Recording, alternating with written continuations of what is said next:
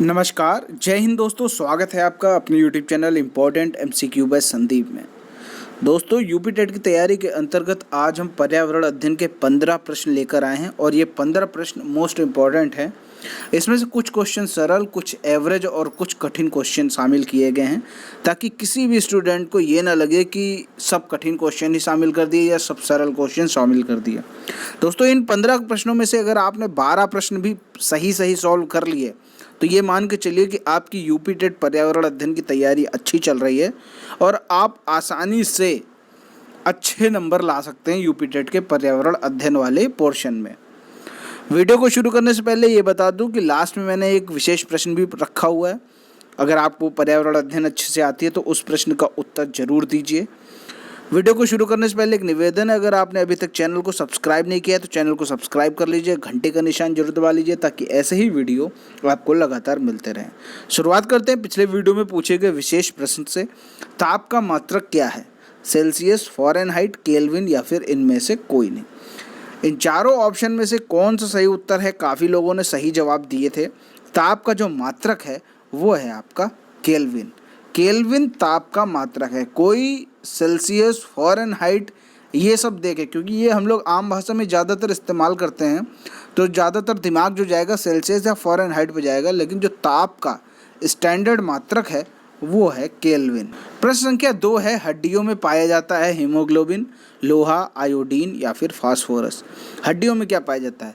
Haemoglobin तो पाया ही नहीं जाता है, तो आपको मालूम है। जो भी सही उत्तर है नीचे कमेंट में बताइए। हड्डियों में क्या पाया जाता है? हीमोग्लोबिन नहीं पाया जाता क्योंकि ये रक्त में पाया जाता है। लोहा यानी आयरन ये भी नहीं पाया जाता है। आयोडीन ये भी नहीं पाया जाता है। जो आपका फास्फोरस है ये हड्डियों में पाया जाता है, तो इसका ऑप्शन नंबर डी सही हो जाएगा। अगला यहाँ पर जो प्रश्न है, हरी सब्जियों का भंडारण किस विधि द्वारा किया जा सकता है? देखो, कई चीज़ें होती हैं उनको भंडारण कर, जैसे ज़्यादा दिन तक हमें किसी चीज़ को यूज़ करना है तो क्या करेंगे? उसका भंडारण करेंगे।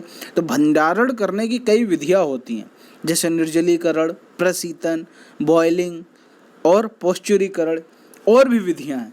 लेकिन यहाँ पर 4 ऑप्शन है तो 4 विधियों के नाम लिखे हुए हैं। हरी सब्जियों का अगर हमें भंडारण करना है तो किस विधि का प्रयोग करेंगे? उसका प्रयोग हम करेंगे प्रशीतन का।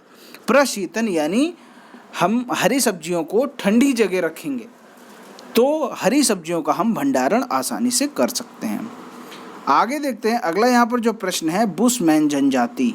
बुशमैन जनजाति किस महाद्वीप में निवास करती है? तो ये आपके सामने ऑप्शन है, अफ्रीका, ऑस्ट्रेलिया, एशिया, दक्षिण अमेरिका। अगर इसका सही उत्तर आता है तो नीचे कमेंट में बताइए। बुशमैन जनजाति कहाँ निवास करती है? देखो, बुशमैन जनजाति ज़्यादातर कहाँ आपको देखने को मिलेगी? कालाहारी मरुस्थल में। कालाहारी मरुस्थल। अब किसी ने अगर मरुस्थल के बारे में पढ़ा है तो कालाहारी मरुस्थल कहाँ है ये आपको पता होना चाहिए। वो है आपका अफ्रीका में। तो यानी बुशमैन जनजाति किस महाद्वीप में निवास करती? अफ्रीका में निवास करती। अगला यहाँ पर जो प्रश्न है, निम्न में एक कोशिकीय जीव है, बंदर, युगलीना, हाथी या पेड़ पौधे। इन चारों में से केवल एक ऑप्शन ऐसा है जो एक कोशिकीय है, और बाकी के ऑप्शन क्या है? बाकी के ऑप्शन बहुकोशिकीय। 2 तरीके के जीव होते हैं, एक कोशिकीय जीव, बहुकोशिकीय जीव। बंदर, युगलीना, हाथी, पेड़ पौधे। देखो, अगर आप थोड़ा सा दिमाग लगाएं तो कोई एक नाम ऐसा है जो थोड़ा बाकी के 3 से डिफरेंट है। जैसे बंदर की बात करें, हाथी की बात करें, पेड़ पौधे, ये तीनों आप देखेंगे कि ये सब पृथ्वी पर हैं, यानी स्थल पर हैं। युगलीना जो है वो जलीय जीव है, तो हम ये कह सकते हैं कि एक कोशिकी यही अलग दिख रहा है, तो ये युगलीना इसका सही उत्तर हो जाएगा। युगलीना, अमीबा, पैरामीशियम, इस तरह के जो हैं वो एक कोशिकीय जीव हैं, और बंदर, हाथी, पेड़ पौधे ये सब क्या हैं? ये सब बहुकोशिकीय हैं। तो यहाँ पर ऑप्शन नंबर इसका बी ऑप्शन सही हो जाएगा। एक कोशिकीय जीव युगलीना है। अगला यहाँ पर जो प्रश्न है, गोविंद बल्लभ पंत परियोजना किस नदी पर बना है? गोविंद बल्लभ पंत परियोजना गंगा नदी पर, बेतवा नदी पर, यमुना नदी पर या फिर रेहंद नदी पर। देखो, गोविंद, अगर आपने परियोजना के बारे में पढ़ा होगा तो गोविंद बल्लभ पंत परियोजना का एक और नाम है, उसका दूसरा नाम क्या है? उसका नाम है रेहंद परियोजना। अब रेहंद परियोजना नाम अगर आप जान गए तो आप आसानी से बता सकते हैं कि किस नदी पे बना होगा। वो बना है रेहंद नदी पर। ठीक है, अब रेहंद नदी के बारे में एक चीज़ और जान लो। ये जो रेहंद नदी है, कभी कभी ये प्रश्न आ जाए कि ये किस नदी की सहायक नदी है? तो ये सोन नदी की सहायक नदी है। क्लियर हो गई बात। आगे देखिए प्रश्न संख्या 7 है, ककोरा मेला उत्तर प्रदेश के किस जिले में लगता है? ककोरा मेला उत्तर प्रदेश के किस जिले में लगता है? अब जो लोग इस जिले में रहते हों नीचे कमेंट में अपना नाम जरूर लिखें कि मेरे जिले में, मेरे गृह जनपद में ककोरा मेला लगता है। प्रयागराज, बाराबंकी, बदायूं, आगरा। जो भी सही उत्तर है नीचे कमेंट बताइए। ककोरा मेला उत्तर प्रदेश में किस जिले में लगता है? देखो जब ककोरा मेला लगता है ना तो उस जिले में छुट्टी घोषित कर दी जाती है। लगभग सभी सरकारी कार्यालय में छुट्टी होती है। ककोरा जो मेला है वो जनपद बदायूं में लगता है। आगे देखते हैं अगला प्रश्न है, देश में ऊंट सर्वाधिक कहाँ पाए जाते हैं? देखो ऊंट सर्वाधिक कहाँ पाए जाएंगे? जम्मू, राजस्थान, पंजाब, मध्य प्रदेश। आपको मालूम होगा कि जो रेगिस्तान का जहाज होता है वो किसको कहते हैं? रेगिस्तान का जहाज कहते हैं हम ऊंट को। अब इन 4 ऑप्शन में से रेगिस्तान कहाँ पाया जाता है ये आप बताओ। यहाँ पर 1-2 ऑप्शन ऐसे हैं जहाँ पर रेगिस्तान पाया जाता है, लेकिन यहाँ पर जो इसका सही उत्तर है वो है राजस्थान। राजस्थान में ऊंट सर्वाधिक पाए जाते हैं। अगला प्रश्न है, टमाटर में जल की मात्रा होती है 50 से 60%, 60 से 70, 70 से 80 या फिर 80 से 90% जल की मात्रा होती है। कौन सा ऑप्शन सही है नीचे कमेंट बताइए अगर आपको आता है। टमाटर में जो जल की मात्रा होती है वो होती है 80 से 90%। कहीं कहीं आपको 90 से ज़्यादा देखने को मिल जाएगा। तो ये आपके ऑप्शन पर डिपेंड करता है कि आपके ऑप्शन में कौन कौन से ऑप्शन आ रहे हैं। अगर किसी में लिखा होगा 90 से ज़्यादा तो वो सही हो जाएगा। अगर ये कह दे कि 85 से 90 तो वो भी सही है। 80 से 90 अगर आपको सबसे ज़्यादा ऑप्शन यही मिल रहा है, इन 4 ऑप्शन में देखिए सबसे ज़्यादा कौन सा 80 से 90, तो हमने 80 से 90 को टिक किया। देखो ऑप्शन पर डिपेंड करता है। कुछ क्वेश्चन ऐसे होते हैं सही होते हैं लेकिन उसमें थोड़ा सा हेर फेर होता है, तो आपको अपने दिमाग से भी सोचना है कि हमें कौन सा ऑप्शन सही करना है। तो यहाँ पर टमाटर में जल की मात्रा बहुत होती है, 90% से ज़्यादा होती है। 90% से ज़्यादा ऑप्शन में आ जाए तो ये लगा दो। अगर यहाँ पर सबसे ज़्यादा ऑप्शन कौन से मिल रहा है, 80 से 90 मिल रहा है, तो ये लगा दो। क्लियर हो गई बात। थोड़ा सा ऑप्शन टिक करते समय अपने दिमाग का भी यूज़ कीजिए। अगुलहास जलधारा है, कैसी जलधारा है? गर्म जलधारा, ठंडी जलधारा, मिश्रित जलधारा, इनमें से कोई नहीं। अगुलहास जलधारा। अगुलहास जो जलधारा है वो एक गर्म जलधारा है। अब अगर प्रश्न उठे कि अगुलहास जलधारा किस महासागर की है, तो वो है आपके हिंद महासागर की। याद रहेगा, हिंद महासागर की जलधारा है अगुलहास जलधारा। अगला यहाँ पर जो प्रश्न है, प्रश्न संख्या 11, देश के विकास से संबंधित PPP मॉडल का फुल फॉर्म क्या है? PPP, सरकारी भागीदारी, निजी भागीदारी, सरकारी निजी भागीदारी, इनमें से कोई नहीं। देखो यहाँ पर कौन सा उत्तर सही हो सकता है? सरकारी भागीदारी यानी ये तो एकदम सरकारी हो गई, यानी पब्लिक पार्टनरशिप हो गई। निजी भागीदारी की बात करें तो प्राइवेट पार्टनरशिप हो गई। और सी ऑप्शन है सरकारी निजी भागीदारी यानी पब्लिक प्राइवेट पार्टनरशिप। ये रहा पब्लिक, ये रहा प्राइवेट और ये रहा पार्टनरशिप। तो ये PPP मॉडल, ये देखो जान लो, अपने आप से जान लो। अगर प्रश्न आए भी ना तो कम से कम आपके दिमाग में ये चीज़ होनी चाहिए कि PPP मॉडल का मतलब क्या है।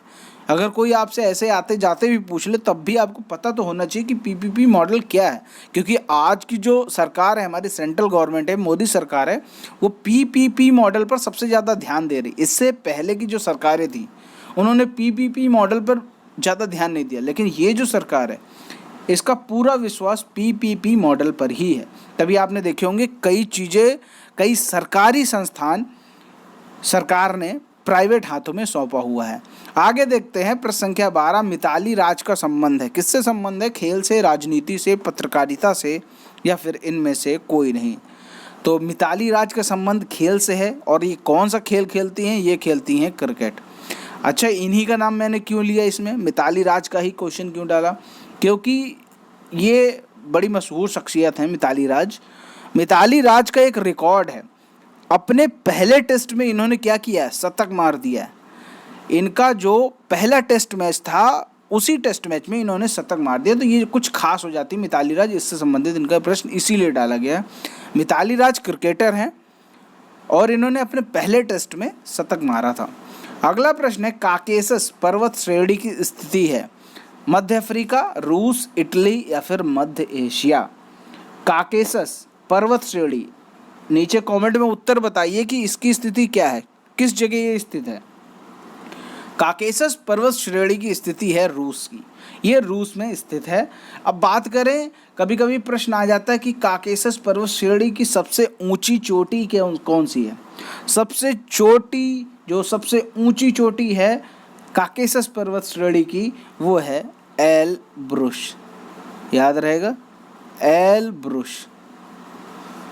काकेशस पर्वत श्रेणी की जो सबसे ऊंची चोटी है वो है एलब्रुस और इसकी स्थिति है रूस। अगला यहाँ पर जो प्रश्न है, पटना पक्षी विहार स्थित है। पटना पक्षी विहार कौन से राज्य में स्थित है? अब आप बताओ, पटना कहाँ है? पटना तो आप लोग जानते हैं कहाँ है, वो है बिहार में। अब यहाँ पर ऑप्शन तो है ही नहीं, इनमें से कोई नहीं ये ऑप्शन हो सकता है। देखिए यहाँ पर पटना वो एक जिला है, यानी बिहार की जो राजधानी वो पटना है, लेकिन यहाँ पर पटना पक्षी विहार की बात हो रही है। तो पटना पक्षी विहार की बात करेंगे तो ये उत्तर प्रदेश में है। ठीक है, अब यहाँ पर आपके लिए एक क्वेश्चन और उठता है कि पटना पक्षी विहार उत्तर प्रदेश के किस जिले में है? नीचे कमेंट में बताओ अगर आता है। नहीं आता तो हम अगले वीडियो में इसके बारे में चर्चा करके बता देंगे कि पटना पक्षी विहार उत्तर प्रदेश के किस जिले में है। आगे बढ़ते हैं, प्रश्न संख्या 15, डोगरी, बोडो, मैथिली भाषाओं को किस संविधान संशोधन के अंतर्गत जोड़ा गया? ये आपको बताना है। नीचे कमेंट में बताइए अगर आपको इसका उत्तर आता है। 1967, 1992, 2003 या फिर 2014। इन चारों ऑप्शन में से कौन सा ऑप्शन सही है, नीचे कमेंट में जरूर बताएं। देखो, डोगरी, बोडो, मैथिली, संथाली, ये सब भाषाएं जितनी हैं, इनको किस अनुसूची में जोड़ा गया है? 8वीं अनुसूची में जोड़ा गया है। सबसे पहली बात तो ये जान लो। इसके बाद ये किस संविधान संशोधन के अंतर्गत जोड़ा गया? तो ये 92वां संविधान संशोधन था और ये हुआ कब था? 2003 में। ऑप्शन नंबर सी इसका सही उत्तर हो जाएगा। डोगरी, बोडो, मैथिली, संथाली, इन भाषाओं को 8वीं अनुसूची में जोड़ा गया। किस संविधान संशोधन के अंतर्गत? 92वां संशोधन हुआ था और ये हुआ कब था? ये 2003 में हुआ था। अब इससे संबंधित कुछ और बात सुन लो। जब 21वां संविधान संशोधन हुआ 1967 में, 1967 में कौन सा संविधान संशोधन हुआ? 21वां संविधान संशोधन के अंतर्गत सिंधी भाषा को जोड़ा गया। उसके बाद हुआ 1992 में 71वां संविधान संशोधन। 71वां संविधान संशोधन के अंतर्गत कोंकणी, मणिपुरी और नेपाली भाषा को जोड़ा गया और उसके बाद 2003 में जो 92 संशोधन हुआ उसमें डोगरी, बोडो, मैथिली और संथाली भाषाओं को जोड़ा गया। उम्मीद करता हूं कि ये सारी बातें आपको अच्छे से समझ में आ गई। देखो, जो चीज़ थोड़ी लॉन्ग हो उसको अपनी कॉपी में नोट करते चलिए, क्योंकि ये मोस्ट इम्पॉर्टेंट चीज़ यही हम किताबों से निकाल के लाते हैं। उम्मीद करता हूँ ये 15 प्रश्नों के उत्तर आपको आसानी से मिल गए होंगे। और दोस्तों, यहाँ पर एक चीज़ आप बताओ कि आपके इन 15 प्रश्नों में कितने उत्तर सही थे या आपको कितने प्रश्नों के उत्तर आते थे। नीचे कमेंट में अपना स्कोर जरूर बताएं। अब यहाँ पर आपके लिए जो प्रश्न हमने रखा हुआ है, यूएनओ की कार्यकारी भाषाएं हैं अंग्रेजी फ्रेंच, अंग्रेजी चीनी, फ्रेंच अरबी, अंग्रेजी स्पेनिश। देखो, यूएनओ का क्या मतलब है? संयुक्त राष्ट्र संघ। ठीक है, तो ये तो हो गया संयुक्त राष्ट्र संघ, यूएनओ का फुल फॉर्म। कार्यकारी भाषा की बात करनी है यहाँ पर, मतलब देखो भाषाएं तो 4-5 हैं लेकिन कार्यकारी भाषाएं केवल 2 हैं। इन चारों ऑप्शन में से कौन सा सही है, नीचे कमेंट में हमें ज़रूर बता दीजिए। वीडियो पसंद आया हो दोस्तों, वीडियो को लाइक ज़रूर करें और चैनल को सब्सक्राइब नहीं किया तो चैनल को सब्सक्राइब करके घंटी का निशान जरूर दबा लें ताकि ऐसे ही वीडियो आपको लगातार मिलते रहें। मिलते हैं दोस्तों अगले वीडियो में, तब तक के लिए जय हिंद, जय भारत।